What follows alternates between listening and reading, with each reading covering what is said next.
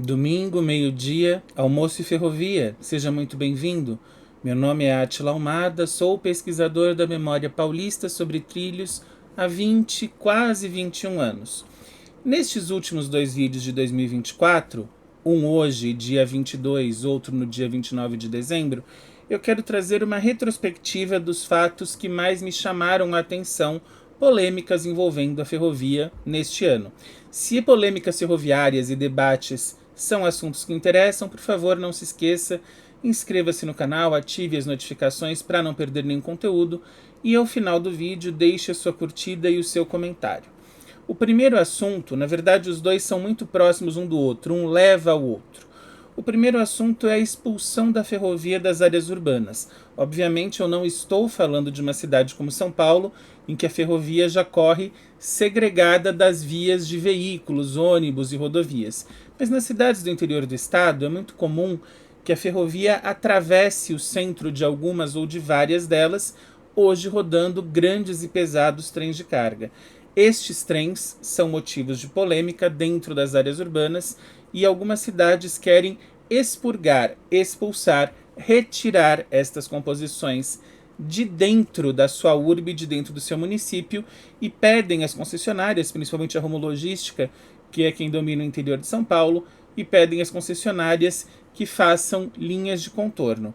Hoje você vai entender comigo então quais são os reais problemas dos trens dentro de áreas urbanas, quais são as coisas que são reclamações, mas não são necessariamente problemas, e quais são as soluções possíveis para isso. Vamos lá? Nosso trem está partindo.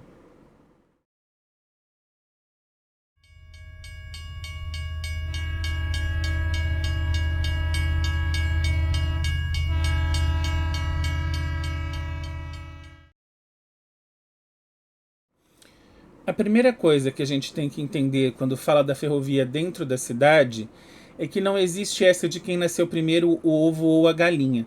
Muita gente pensa que as cidades possibilitaram o surgimento de ferrovias.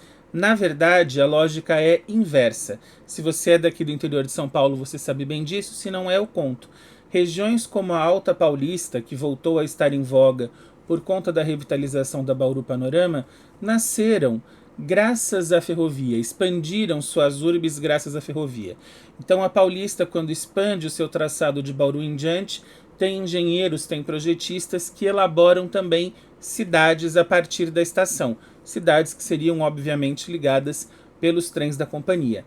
Na região da Alta Paulista, ali Garça, Tupã, Dracena, Adamantina, várias destas cidades existem porque chegou a ferrovia. Eram povoadinhos muito pequenos, não eram municípios autônomos e a ferrovia projetou a expansão. A Paulista, inclusive, como eu disse há pouco, tinha um corpo de engenheiros que criava não só ali, engenheiros e arquitetos, né, que criava não só a estação, mas que projetava toda a área de entorno e as suas construções. Então, as cidades devem muito à ferrovia. Para você entender como isso acontecia de maneira visual, eu gerei por IA uma imagem, portanto não é uma imagem de uma cidade que existe, mas dá para ter uma ideia de como funcionava nas cidades interioranas a dinâmica da ferrovia dentro da área urbana, que não era só necessária, não era só necessário que a ferrovia estivesse ali, mas era também essencial para todo tipo de deslocamento. Acompanhe. Vemos aqui então uma configuração bem típica de uma cidade do interior aqui de São Paulo. Você vê abaixo à esquerda uma casinha amarela e magenta, é a estação. A estação que não era só ela, mas é uma estação pequenininha, uma estação interiorana. Normalmente ao lado da estação havia um entreposto, um armazém, e a estação era o principal ponto de comunicação dessa cidadezinha com o mundo. Perto da estação, inclusive, ficavam igreja, prefeitura, os comércios, porque era pelo trem que esses materiais do comércio, né, para o comércio chegavam e deste comércio saíam. Então, durante esses meus 20 anos de pesquisa, foi muito comum ouvir relatos assim: meu pai tinha uma loja de tecidos e ele instalou a loja de tecidos perto da estação ferroviária, porque nós morávamos no interior, então pegávamos o trem de manhãzinha ou à noite, né, se era uma cidade muito distante, íamos para São Paulo, para a capital, fazíamos a compra. Com a nossa compra de tecidos, nós despachávamos ou no carro bagageiro ou em um trem de carga, voltávamos em outro trem, chegávamos, aguardávamos a compra ou desembarcávamos do carro bagagem e levávamos para nossa loja. Então era tudo muito perto, era tudo muito fácil, e a estação tinha, além da questão do entreposto, né, do armazém, que também servia de ponto de partida e chegada dos produtores. Então os produtores rurais que mandavam hortaliças, frutas, café via ferrovia utilizavam obviamente esse entreposto, o armazém da estação. Você tinha também os serviços de comunicação que a ferrovia prestava.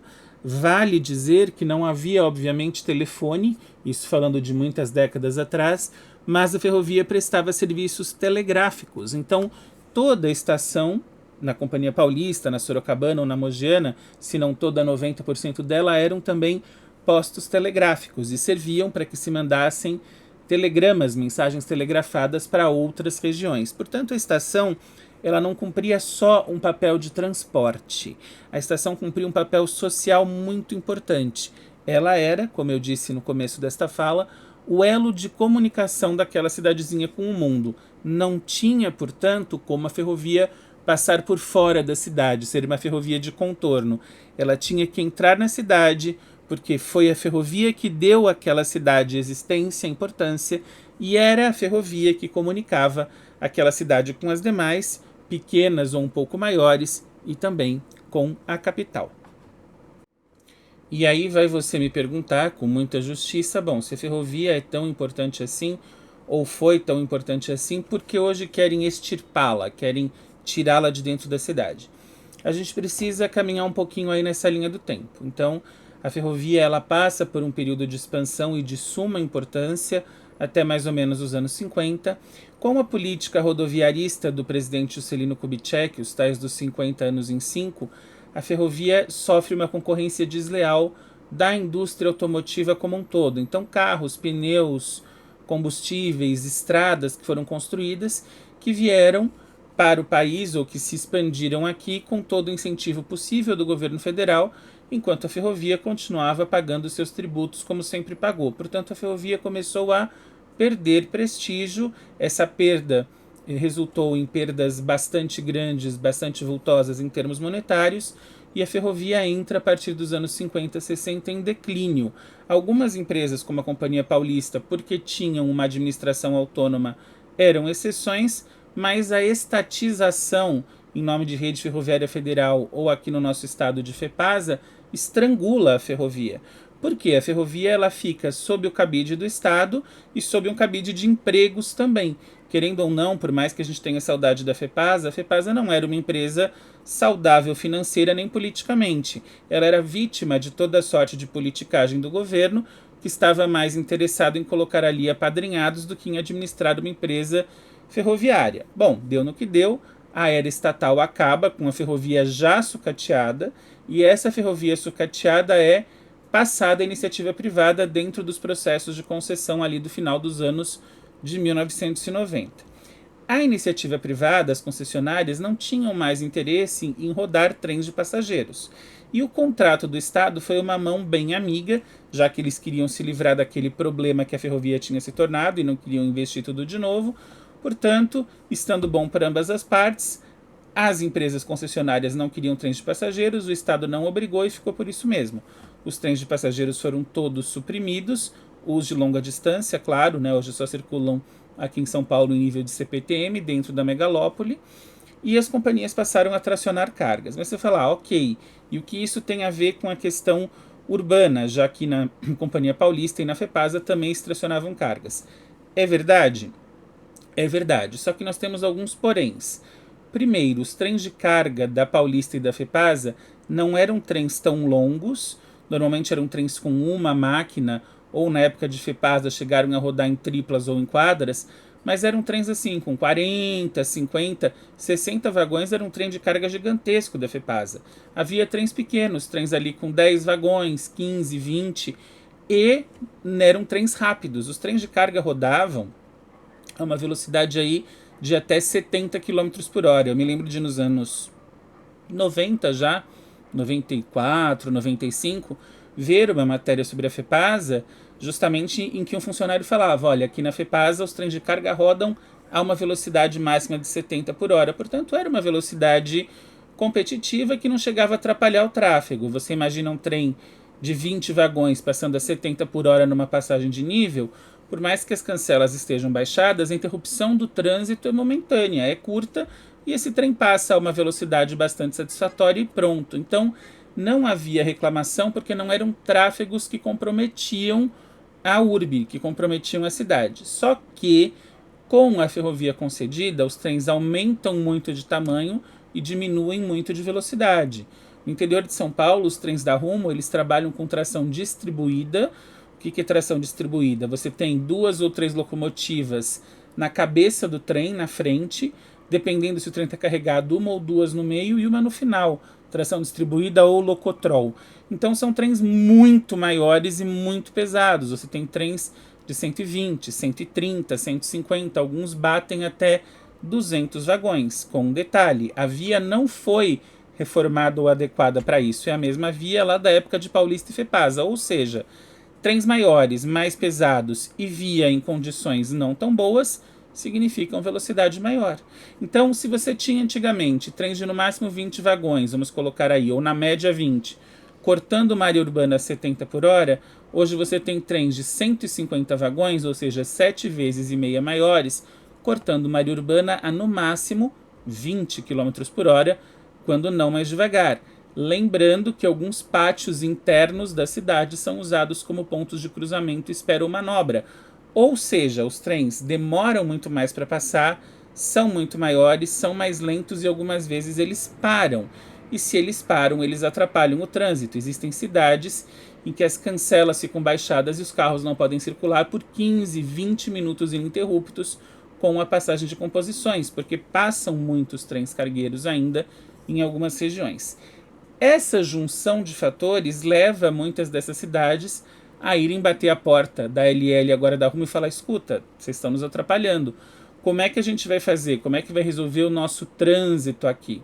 Além disso, tem a questão das buzinas, né? A galera reclama que o trem buzina, mas essa questão das buzinas, pessoal, eu já vou deixar de lado. O trem tem que buzinar, pare, olhe, escute, é regra da ferrovia. Se o trem não buzinasse, simplesmente viesse e atropelasse todo mundo, a galera ia reclamar. Como o trem buzina, a galera reclama, mas mesmo com o trem buzinando, tem muito desavisado que entra na linha e acaba tomando porrada da locomotiva. Quer dizer, não dá também para contentar gregos e troianos, e é aquela história, o trem está lá bem antes. Por lei, o trem precisa buzinar em áreas urbanas como um sinal de alerta. Então, com relação à buzina, não dá para pedir para o trem passar em silêncio. Já teve juiz tresloucado que autorizou isso e aí aumentam os acidentes, ok? Então não vou discutir esta questão da buzina, só apontei para vocês.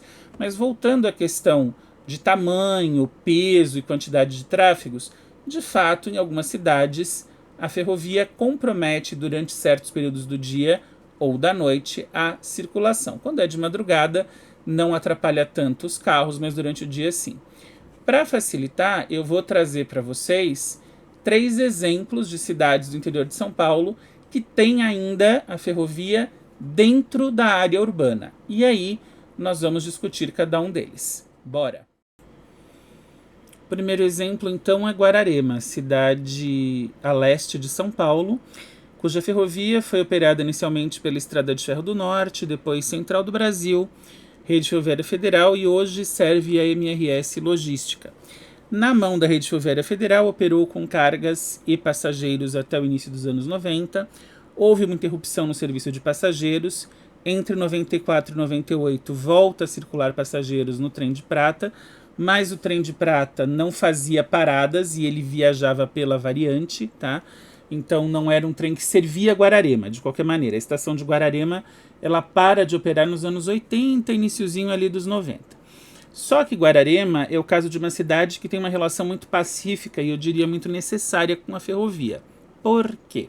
Porque nos anos 2000, 2010, a estação foi toda reformada e a ABPF, a Associação Brasileira de Preservação Ferroviária, instalou ali um núcleo. Então existe um trem que circula entre Guararema e Luiz Carlos, que é uma estação, uma vilinha dentro do município de Guararema, e que faz um trajeto aos finais de semana de interesse turístico e que movimenta Guararema, que colocou a cidade com muita força na rota turística próxima a São Paulo e recebe muita gente por causa do trem. Tanto é que existe a divulgação, né? Trem de Guararema.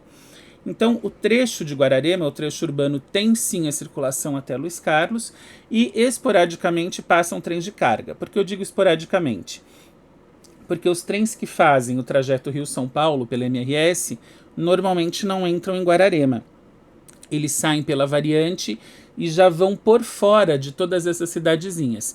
Mas existem alguns que servem a região que ainda passam por ali, mas são poucos e não são trens que chegam a comprometer a circulação. Portanto, Guararema precisa da ferrovia como elemento turístico e a ferrovia não pode sair de dentro de Guararema, já que se a ferrovia sai de dentro de Guararema, a cidade perde uma das suas grandes vocações. O segundo exemplo é Itirapina, cidade próxima a Rio Claro, Brotas, São Carlos, cidade importantíssima para a ferrovia, que teve os trilhos da Rio Clarense e da Companhia Paulista, e que foi o início do ramal de Jaú da Companhia Rio Clarense, que, quando adquirida pela Companhia Paulista, teve a sua linha transformada em linha de bitola larga e originou o chamado Tronco Oeste. Então, Itirapina é uma cidade de bifurcação, o que, por sua natureza, já faz uma cidade com uma circulação maior de trens, porque todos os trens que vêm de São Paulo chegam a Itirapina e lá seguem o rumo ou de Araraquara ou o rumo de Bauru. Pois muito bem, Itirapina é uma cidade que, diferentemente de Guararema, não tem trens turísticos. Tem vocação para isso? Tem. Poderia muito bem ter um trem turístico ligando Itirapina a São Carlos, Itirapina a Brotas, enfim, são cidades próximas, mas este trem não existe. Já se falou, já se conversou sobre projetos, mas até agora nada avançou. E é uma cidade que tem uma circulação imensa de trens de carga que vêm das duas variantes e chegam a Itirapina para ir em direção ao Porto de Santos ou que sobem do porto para o interior. Em Itirapina, a ferrovia constitui aquele problema que eu falava há pouco. Os cruzamentos das duas linhas eles passam bem no centro da cidade, entre as principais avenidas. Então, é normal que quando você tenha dois trens passando em seguida, o trânsito fique interrompido na Avenida 1 de Itirapina, por exemplo, que é a principal, por cerca de 15, de 20 minutos. Não lembro se é exatamente a Avenida 1, tá? Mas é a principal da cidade. E aí você tem uma reclamação muito constante dos moradores que simplesmente não conseguem chegar a certos compromissos, porque você não tem outra alternativa senão atravessar a linha e a linha está ocupada, quer dizer, os carros têm que ficar ali parados aguardando o trem passar. Você dá uma avaria no trem, aí você senta e chora porque não tem o que fazer, você fica ali por mais de hora. É raro, mas já aconteceu. Então, Itirapina tem demandas com a Rumo Logística e já falou de várias delas, seja de contorno ferroviário, seja de viaduto, ou seja de retirar uma das linhas e deixar uma linha de tráfego só. Dessas três eu comento uma aqui. Deixar uma única linha de tráfego passando pela estação, eliminar a bifurcação, resolveria? Não, não é provável e nem é possível, porque eliminar a bifurcação eliminaria um dos lados de tráfego, ou o lado de Bauru ou o lado de Araraquara, e os dois têm tráfego intenso de trens. Por outro lado, a ideia do anel ferroviário ou de viadutos, construções que eliminem as passagens de nível e, portanto, o risco de você ficar muito tempo parado, existem, e eu vou comentar dessas ideias no próximo vídeo. Queria pontuar mesmo aqui a questão da polêmica, com certa razão, dentro da cidade de Itirapina. Nosso terceiro e último exemplo é Araraquara, uma cidade que já deu a sua resolução para isso. Araraquara era uma cidade com grande movimentação ferroviária de passageiros ou de carga. Retirados os passageiros, a carga permaneceu. Muitos trens cruzavam Araraquara para subir pela linha da Araraquarense até Santa Fé do Sul e cruzar para o Mato Grosso do Sul via Aparecida do Taboado. E esse tráfego interno intenso dentro da cidade começou a, digamos, irritar os moradores. Isso eu acho realmente estranho, porque a ferrovia estava lá muito antes, mas enfim, né? Começou a irritar os moradores e a Prefeitura de Araraquara tomou ações, então, com a ALL, América Latina Logística, e foi construído nos anos 2000 e 2010 o pátio de Tutóia. Tutóia é um pátio de trens de carga que fica adjacente à cidade de Araraquara, está na área do município de Araraquara, mas não na área urbana. A construção do pátio de Tutóia possibilitou o chamado férreo anel ou contorno ferroviário, ou seja, os trens não entram mais na cidade de Araraquara. entravam até para fazer manutenção, mas mesmo a manutenção na área da estação, no galpão que ali havia, foi retirada e foi transferida para oficinas que também estão distantes do centro. Portanto, no centro de Araraquara não circula mais nada. Você tem uma grande extensão de linha, mas é uma linha morta. Esta foi a resolução que Araraquara deu. Linha morta que, aliás, traz alguns problemas de vandalismo, de invasões, de proliferação de certas pragas, principalmente de dengue com mato alto e água acumulada, de usuários de drogas, que também não resolveu o problema, ou seja, resolveu, entre aspas, o problema dos trens, mas tornou a região um tanto quanto inóspita e bastante perigosa para a circulação. Mas essa questão dos contornos ferroviários é o assunto para o nosso segundo vídeo de retrospectiva. O que são contornos ferroviários, por que foram feitos, quais as vantagens e quais as desvantagens. Se você quer saber, venha aqui no próximo domingo e acompanhe a nossa conversa sobre isso. Um abraço, obrigado pela sua presença e até lá.